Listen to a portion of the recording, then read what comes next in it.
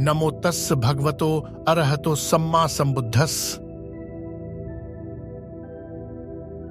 धम्मपद अपमादवग्गो पमादम पमादेन यदा नुदति पंडितो पඤ्ඤा पासाद मारुइह अशोको सोकिनम पजन पब्बतट्ठोव भुम्मट्ठे धीरो बाले अवेक्षति।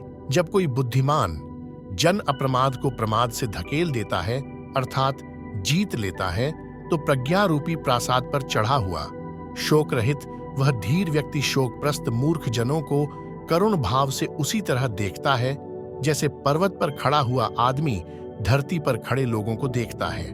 महाकाश्यप तथागत के परम शिष्यों में से एक थे। एक समय वे राजगृह के पास पिप्पली गुहा में रह रहे थे, वहीं साधना किया करते थे। एक दिन उनके मन में आया कि क्यों न अपनी अलौकिक दृष्टि से अपने और दूसरे लोगों के पूर्व जन्मों को देखा जाए। इसलिए एक दिन उन्होंने मिक्षाचारिका समाप्त होने पर भोजन किया और भोजन कर्म से निवृत्त होने के बाद अपना ध्यान प्रकाश बढ़ाया।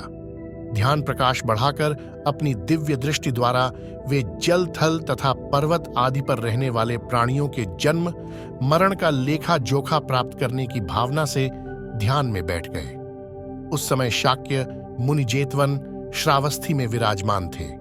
उन्होंने सोचा कि जरा देखूं कि मेरा शिष्य महाकाश्यप इस समय क्या कर रहा है।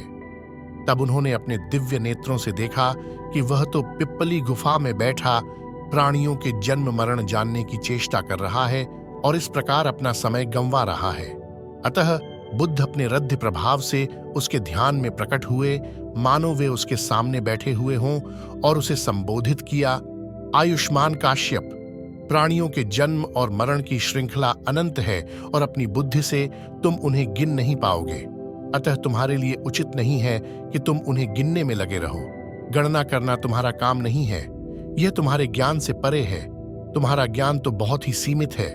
प्राणियों के जगत में आने जाने का हिसाब किताब रखना मात्र बुद्धों का काम है, तुम्हारा नहीं। जब ज्ञानी व्यक्ति संसार की निस्सारता, दुखता, अनात्मता, शून्यता आदि को जानकर राग, द्वेष, मोह आदि क्लेशों को तथा अपने अंदर होने वाले अच्छे और बुरे विचारों के द्वंद्व को अप्रमाद से जीत लेता है, उसकी स्थिति वैसी ही होती है जैसे जो ऊंचे पर्वत के शिखर पर चढ़कर आसानी से दूर दूर तक देख सकता है। प्रज्ञावान आदमी जो अज्ञानवश मिथ्या भ्रांति में पड़े हुए असंख्य लोगों के कष्टों का अनुभव कर पीड़ित हैं, शोकग्रस्त हैं, ऐसा सोच उन्हें देखकर सन्मार्ग पर लगाने का प्रयास करता है। नमो बुद्धाय।